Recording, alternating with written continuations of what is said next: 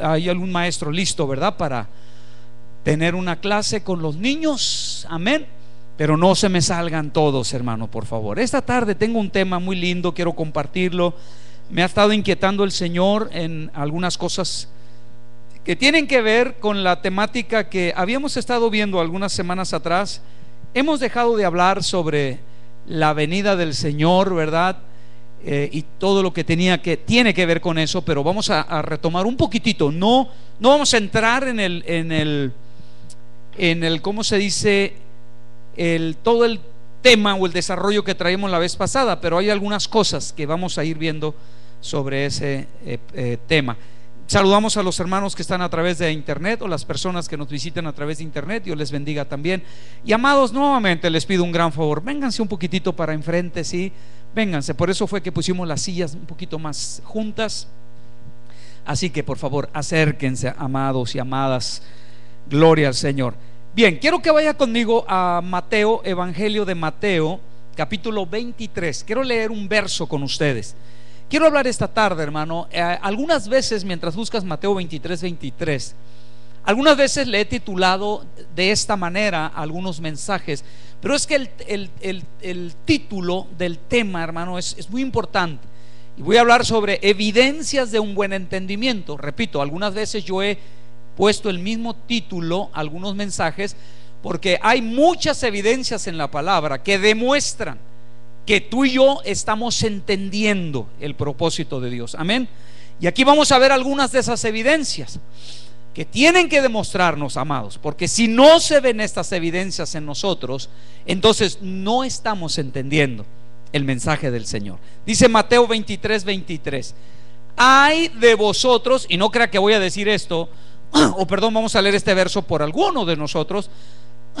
Al contrario, lo vamos a leer porque es importante que no caigamos en el error que cayeron esta clase religiosa de los tiempos de Jesús. Ay de vosotros, escribas y fariseos hipócritas, porque pagáis el diezmo de la menta, del eneldo y del comino, y habéis descuidado los preceptos de más peso de la ley: la justicia, la misericordia y la fidelidad. Y estas son las cosas que debíais haber hecho sin descuidar aquellas. Déjeme ver esta versión acá. Escribas, fariseos, hipócritas, porque desmáis la menta, el eneldo y el comino, y dejáis lo que es lo más grave de la ley. Mire qué tremendo esto. Es a saber, el juicio, la misericordia y la fe. Esto era menester hacer y no dejar lo otro. Que el Señor añada más y más bendición a su palabra. Siéntense, queridos hermanos.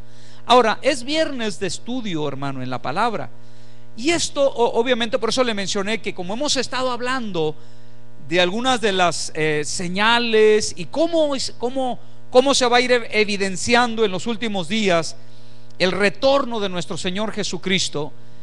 Aunque aquella vez se recuerda que lo vimos ahí en la computadora, todo un ¿cómo se dice? El PowerPoint, el bosquejo, cuando hablábamos de las parucias o de las ¿cuál era la otra palabra? Ya hasta a mí se me olvidó, ¿no? La parucia y la epifanía. Pero y vimos ahí algunas cosas que íbamos a ir tratándolas punto por punto. He estado escuchando, por ejemplo, hermanos, le doy un ejemplo.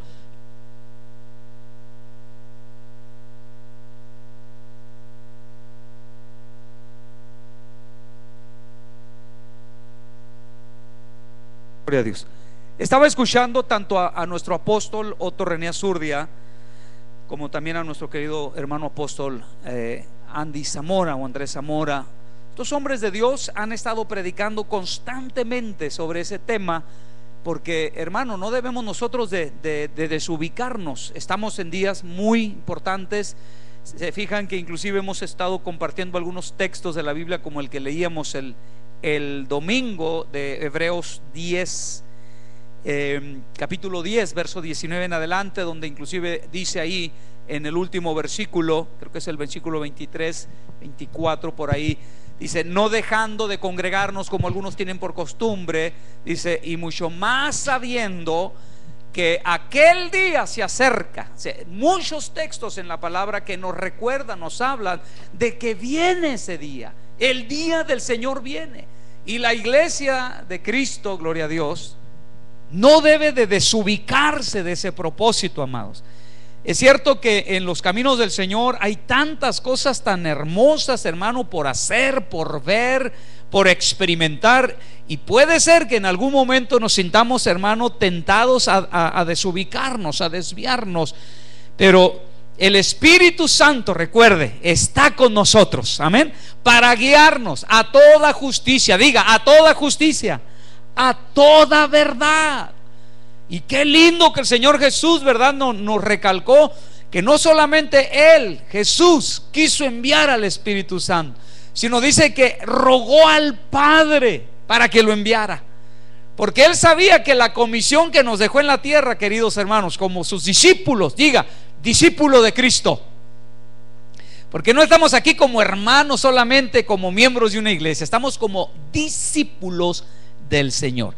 Entonces, al hablar de una evidencia, de un buen entendimiento, hermano, este versículo tiene que ser muy importante entenderlo.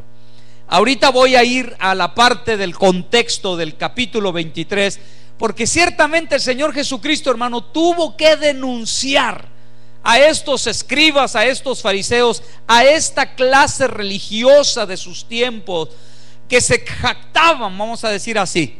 Ellos se jactaban de ser la parte espiritual más elevada de aquellos que se preocupaban para que los preceptos, según ellos, de la ley, de lo ceremonioso, de lo ritual, se observaran cabalmente, ¿no? O puntualmente, hermano. Pero Jesús viene y los denuncia. No porque el Señor, hermano, le estuviera restando importancia a la celebración del culto, de lo ceremonial, porque así era la ley en los tiempos de Cristo, sino estaba denunciando, hermano, la hipocresía. Ya lo leímos ahí, ¿verdad? Déjeme leérselo. Ay de vosotros, escribas y fariseos, ¿qué? Hipócritas.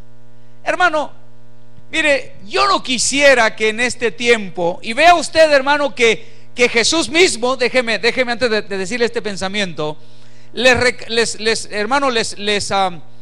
denunció, les llamó la atención de que ellos estaban, hermano, habían descuidado los preceptos más importantes o de mayor peso de la ley, que era la justicia, la misericordia y la fidelidad.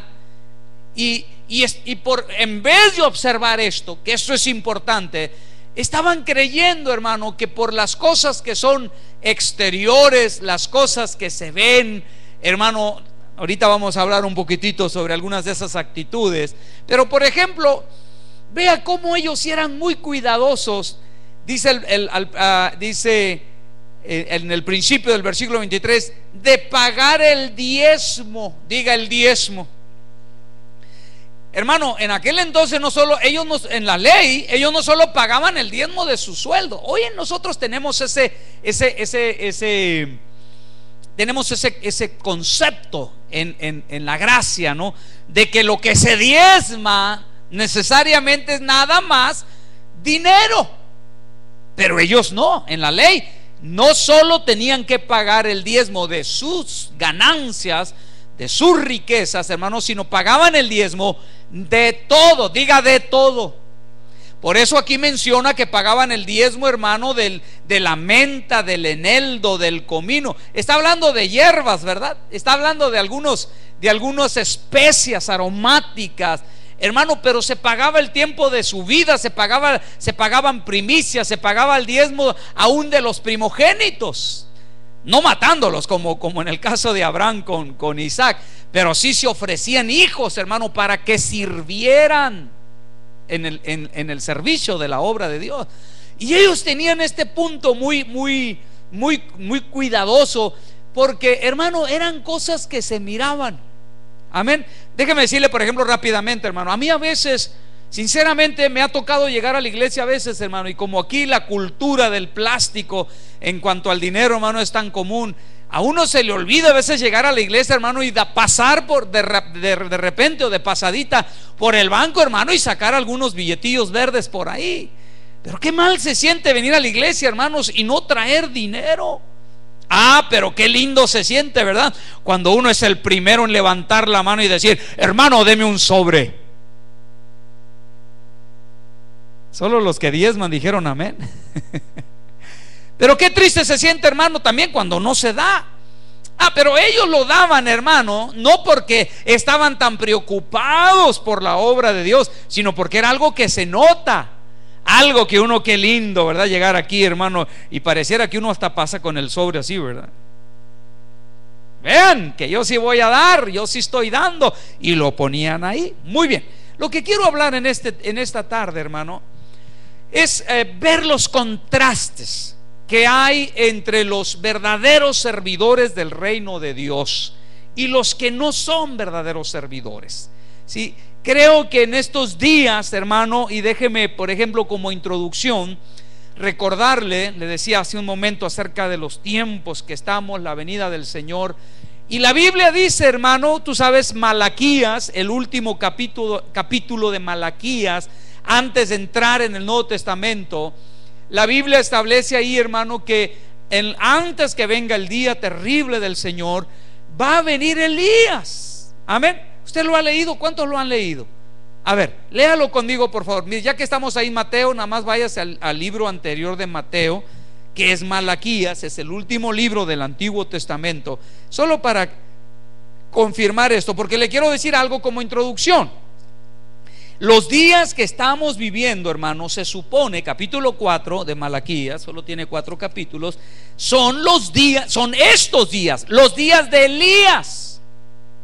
Estos tienen que ser necesariamente, hermano, los días de Elías, dice el versículo 4. A ver, dice: acordaos de la ley de mi siervo Moisés. Estamos ahí, ¿verdad? De los estatutos y las ordenanzas que yo les ordené en Horeb para todo Israel. He aquí, 5. Yo os envío, ¿a quién? Al profeta Elías, antes que venga, ¿qué cosa? El día del Señor grande y terrible. Y luego el 6 establece la razón o el propósito por el cual iba a enviar al profeta Elías. Él hará volver el corazón de los padres hacia los hijos, y el corazón de los hijos ¿a quién? Al revés, hacia los padres. Dice: no sea que venga yo y hiera la tierra con maldición. Óigame, la tierra ya la habían maldecido, ¿verdad que sí? A ver, ¿cuántas cosas maldijo Dios? Nomás para probar un poquitito su conocimiento en la palabra. ¿Cuántas cosas maldijo Dios en toda la Biblia? Una. ¿Qué más?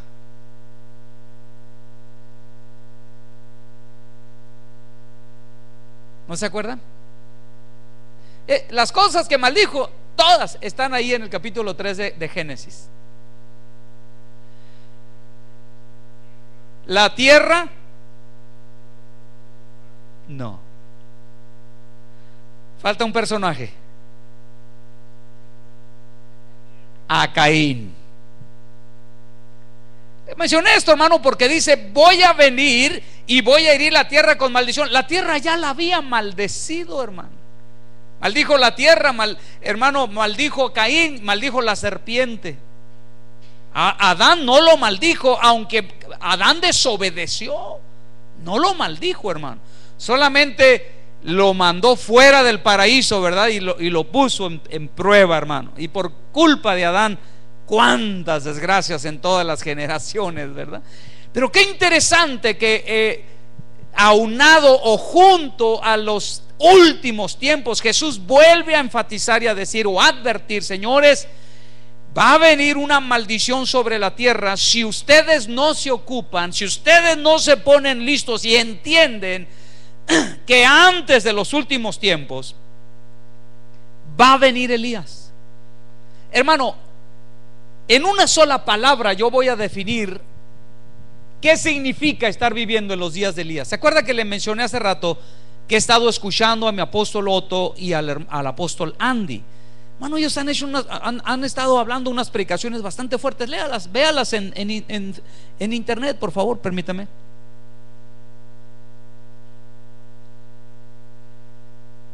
Y uno de los temas que han estado trabajando fuertemente ambos es hablar precisamente de este tiempo de Elías.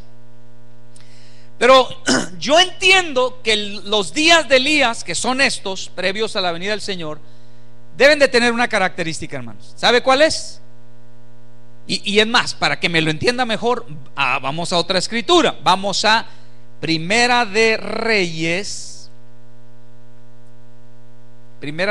capítulo 18, si no me equivoco, ¿verdad?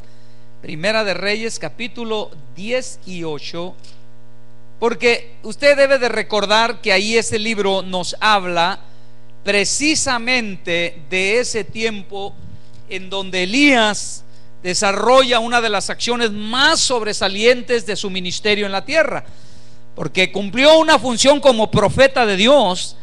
Pero si me acompaña, por favor, lea conmigo el versículo 21. Amén.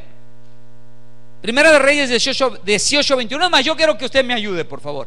Hermana Mari, léame el versículo 21 de Primera de Reyes 18.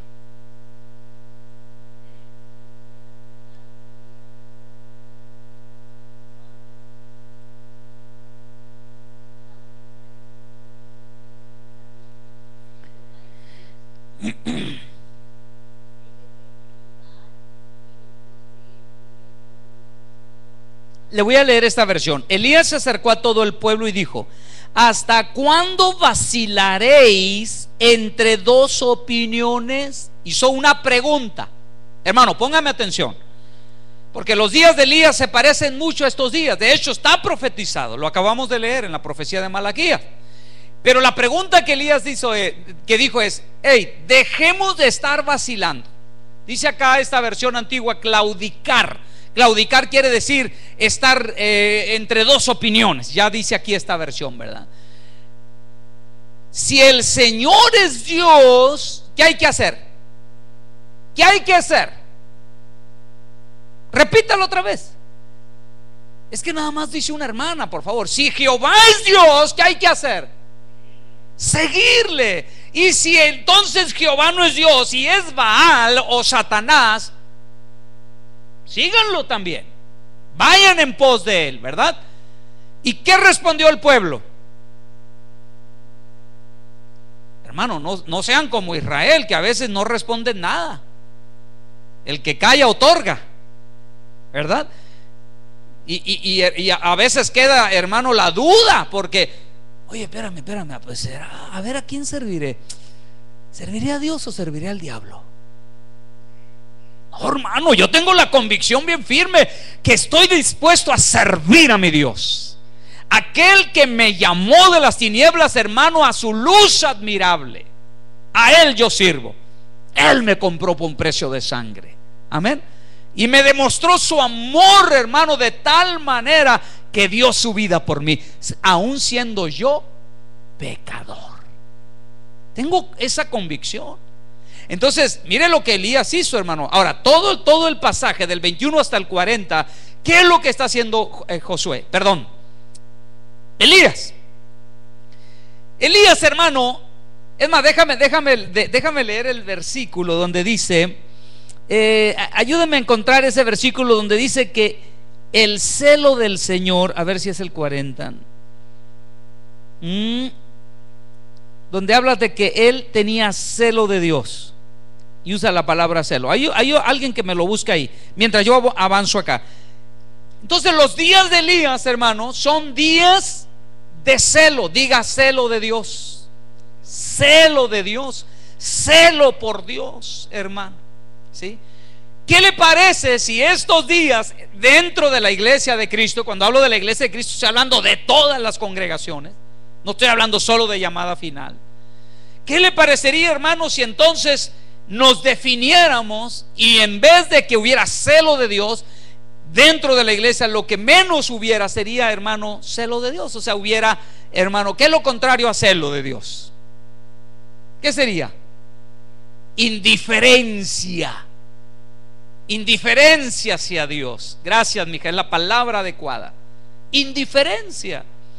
Y creo que estamos batallando en estos días con eso, querido hermano.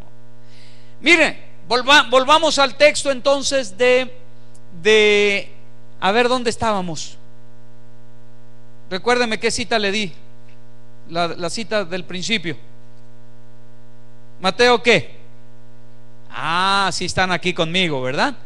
Bueno, entonces, entrando de lleno ahí, hermano, Jesús está mostrando claramente que había un serio problema con estos señores religiosos llamados fariseos y escribas. Los escribas, hermano, eran los encargados de tomar las notas, hermano, y de hacer los apuntes correctos. En aquel entonces, tanto la Torá como no había Biblia, obviamente, solo había la Torá o la ley oral, que se transmitía oralmente de labios, hermano, y los escribas tomaban notas. Y cada nota la iban guardando en rollos, ¿verdad? De lo que se había dicho en el pasado, de lo que se había transmitido de boca a boca por los padres y los padres a los hijos, etcétera, y de generación en generación. Y los fariseos eran la clase religiosa, pues eran la clase sacerdotal religiosa, encargados de que se observara perfectamente bien, ya lo dije al principio, todos los aspectos, sobre todo los rituales, ¿verdad? Por eso ellos eran muy cuidadosos, hermano, tanto en su vestimenta como por ejemplo en sus oraciones, y sobre todo que les encantaba diezmar y ofrendar, hermano, pero de manera pública, o sea, de manera así muy vistosa, ¿sí? Que se viera, hermano, que eran los primeros en traer el billete o la moneda, y que sonaran. Aquel entonces creo que los ¿cómo le llamamos? Los alfolís eran metálicos, así que cuando caían las monedas se oía como en los casinos, ¿verdad? Clink, clink, clink, clink, clink, clink, clink. Ya no se oyen así, ¿verdad? Ya no son de monedas. Bueno, eso me dijeron, yo no sé. Qué curioso, ¿verdad? Entonces, hermano, a mí me llamó mucho la atención esto. Mire los días que estamos viviendo. Y sobre todo le voy a llamar la atención en estos días de diciembre. Amén. Yo no sé si usted se ha dado cuenta, hermano, pero yo casi no. Alguna vez lo hice. Casi yo no predico, hermano, ni doy enseñanzas. Yo veo a muchos consiervos míos, hermano, que es Halloween, o que es, hermano, Semana Santa, o es Navidad, o es diciembre, mejor dicho, y están listos, ¿verdad?, para traer su buen sermón sobre Navidad. Y unos sermonzotes, hermano, unos estudios sobre los orígenes paganos de la Navidad. Amén. Yo creo que ya nosotros, hermano, a ver, ¿quién de aquí no sabe el origen de la Navidad? ¿Quién no sabe, por ejemplo, el origen del árbol de Navidad? ¿Usted no lo sabe? ¿Usted todavía pone arbolito? Mire qué interesante, hermano. Está bien, porque es estudio. Amén. Pero toqué ese punto por lo siguiente, hermano. Mire, a veces ponemos tanto énfasis en decirle a la gente: no celebres Navidad, no pongas arbolito, no te hagas partícipe con algunas de las prácticas de origen pagano, hermano, perdóneme. Y somos tan cuidadosos, ¿verdad?, de decir: es que no me debo de mezclar con todas esas cosas, hermano. Pero olvidamos los preceptos más importantes del servicio a Dios. Acabo de usar mi introducción, hermano, los días de Elías, y en los tiempos de Elías. ¿Por qué fue que Elías, hermano, por qué fue que Elías tuvo que confrontar a los profetas de Baal? Sencillamente porque la mentalidad del pueblo de Israel en aquel entonces iba más en pos de lo del mundo, de las cosas del mundo, hermano. Y Baal, que es tipo del diablo, ¿verdad? Y la Biblia dice que el Dios de este siglo, ¿quién es? Satanás. Ha cegado los ojos de los creyentes, dice, de los incrédulos, para que no les resplandezca la gloria de este bendito evangelio. Quiere decir que hay ceguera. Y así como hubo ceguera en los tiempos de Elías, sigue habiendo ceguera en este entonces. Pero mire, yo le voy a decir algo. Yo no enseño, hermano, así muy a cabalidad todos estos aspectos, Porque precisamente pasajes como este, hermano, a mí me hacen ver una cosa. Si yo no logro enseñarle a la iglesia cuáles son los preceptos más importantes de tu vida y de mi vida y de mi servicio que yo le presto a Dios, de mi obediencia al estar dispuesto a seguirlo a Él y reconocerlo a Él como Dios, hermano, ¿por qué me preocupo tanto por la Navidad? ¿Por qué me preocupo tanto por la Semana Santa? ¿Por qué me preocupo tanto, hermano? ¿Qué otra celebración hay? Ya lo de Halloween y mencionarlo no sería ilógico. Eso ya es evidentemente, hermano, una fiesta por demás pagana y mundana y irreverente, ¿no? Donde hay las brujitas, los demonitos, hay que hacerles como una sátira, ¿no? No sé si entienden esa palabra en español. Una sátira es como tomar cosas que son tan feas y hacer de ello como una especie de cultura o bromear con ellas, como la muerte, por ejemplo, ¿no? También en nuestros países que se celebra el Día de los Muertos y la gente se viste de muerto y hay calaveras por donde quiera. Todas esas cosas, evidentemente, hermano, no nos vamos a mezclar con esas cosas, ¿verdad que no? Pero mire, hermano, dicho sea de paso, y inclusive para que mi hermana tenga una respuesta saludable sobre este asunto. Mire, hermano, yo no tengo aquí esta tarde por qué quedar bien con nadie. Ustedes saben, los que han estado conmigo estos años, yo las navidades se los he dicho a ustedes. Mire, hermano, creo que el tiempo navideño es un tiempo para que nosotros como cristianos que tenemos una comisión, que tenemos una misión en Dios, usemos esos medios cuando se reúne la familia y quizás alrededor de la mesa para participar de una rica cena, sobre pretexto, ¿no? Sobre pretexto de que vamos a celebrar. Ahora, lo del nacimiento del Señor Jesús, hermano, que quede claro, no está registrado en la Biblia. Jamás se celebró el cumpleaños de Cristo, ni vemos a los discípulos celebrando el cumpleaños de Jesús, hermano, ni existe. Inclusive, mire, la fecha del 25 de diciembre fue una fecha que Roma instituyó, hermano, como algo como un sincretismo. Perdóneme el que use palabras que a usted se le pueden parecer un poco difíciles o raras, pero es la palabra correcta. Sincretismo significa sustitución, es decir, usar una fecha donde se celebró algo pagano, algo que no tenía que ver nada con Dios y que correspondía a una celebración de un Dios contrario a nuestro Dios, y que cuando Roma tomó control y unió el Estado romano con la religión, y que de ahí nace la Iglesia Católica, tomaron el 25 de diciembre, que era el nacimiento del Dios Sol, o el solsticio de invierno, hermano, o celebraban también en esa misma fecha el nacimiento, o no el nacimiento, sino la celebración de Júpiter. O sea, eran hermano, parte de la cultura grecorromana. Y cuando se amalgama Roma o el Estado romano con lo religioso de ese tiempo, y que Roma lo sometió a sus conceptos, entonces vieron por ejemplo que había sido tan importante el advenimiento de nuestro Señor Jesucristo, o la encarnación de Dios en un cuerpo llamado Jesús, que entonces dijeron: esto lo podemos acomodar a la misma celebración nuestra, cuando nosotros creemos que en esa fecha está naciendo un nuevo sol, viene una nueva estación, porque a ellos ahí todo eso había mucha mezcla, por ejemplo, de la fiesta de las cosechas, no necesariamente de la fiesta judía. Por ejemplo, ahorita que menciono a los judíos, hermano, por si usted no lo sabía, los judíos ortodoxos, en vez de celebrar la Navidad en estas fechas, sí celebran ellos en diciembre una fiesta muy importante que se llama, a ver cuántos de ustedes saben, Hanukkah o Hanukkah, ¿sí? Ellos celebran, que era la fiesta de las luces, ¿sí? Pero ellos la celebran, hermano, con base en la escritura, o con base en la Torah, ¿verdad? No recuerdo ahorita con detalle, lo he leído tantas veces, pero con detalle no recuerdo en qué se basan ellos, pero tiene una base de lo que es la tradición de la ley, ¿verdad? O un rito, una ceremonia de la ley que les recordaba a ellos sus experiencias pasadas con Dios, ¿sí?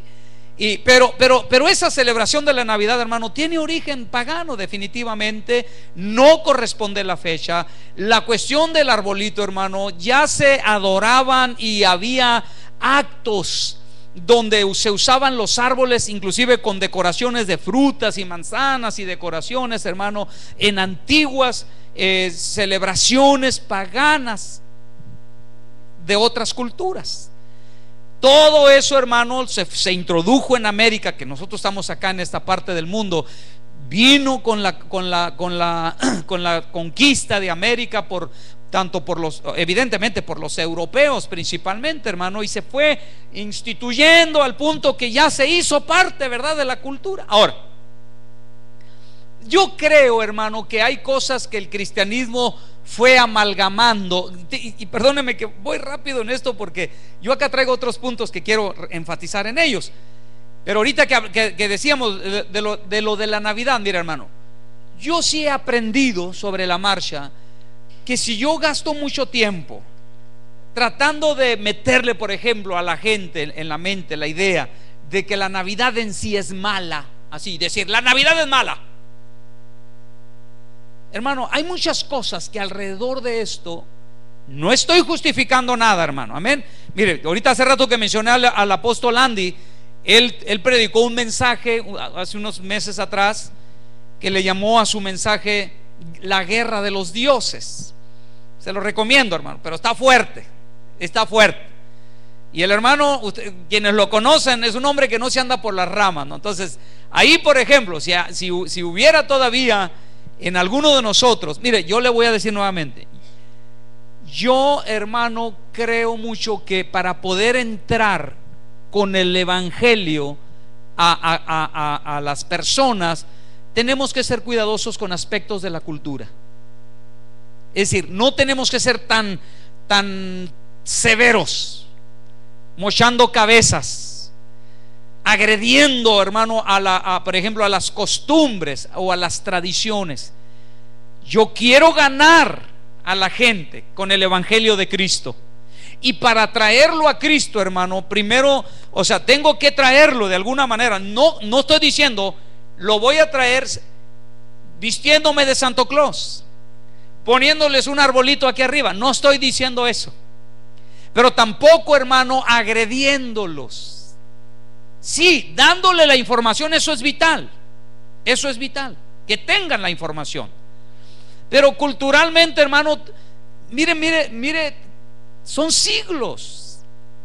Y por ejemplo, aquí en Estados Unidos ya hay hasta el presidente Obama, hermano, aunque la juega ahí poniendo el arbolito en la Casa Blanca, hermano, en el Capitolio, ya hay intenciones muy fuertes de erradicar, como ya está sucediendo en gran parte de Europa, todo aquello que tenga que ver con cristianismo, ¿verdad? Entonces, una cosa que todavía identifica a este país con raíces cristianas son, por ejemplo, las celebraciones como la Navidad, que si bien es cierto a usted y a mí no nos parece muy gracioso estarle, yo no digo rendiendo culto, hermano, jamás le hemos rendido culto al señor barrigón del traje rojo y barbas blancas, ¿verdad? Es solo un símbolo quizás fantasioso de la Navidad. Pero la cuestión del árbol quizás es el símbolo también de lo vistoso que se mira la época, ¿verdad?, de invierno, los regalos. Yo estoy de acuerdo con eso, hermano. Es decir, de acuerdo hasta el punto en donde sea una representación, pero no una disposición a adorarlo. ¿Estamos de acuerdo? No una intención de irnos a postrar en eso y traerlo al culto de Dios. Por eso aquí no vamos a tener nunca arbolitos. Pero en casa, hermano, claro, viene la familia, reunámonos, celebremos un tiempo donde podemos decirle a la gente, donde podemos hablarle a la gente no de Santo Claus o de Papá Noel, sino de Cristo Jesús, no que nació en el 25 de diciembre, pero que vino a este mundo a dar su vida en rescate para que la humanidad no se pierda. ¿Me explico, hermano? ¿Me explico? Ya aclaré ese punto. Pero lo que estaba pasando, y volviendo al centro del mensaje, el versículo 23, Es que estos fariseos, hermano, y aquí te quiero llamar la atención, por ejemplo, hay dos clases de discípulos, ¿verdad? En los tiempos bíblicos había los discípulos de los, mira,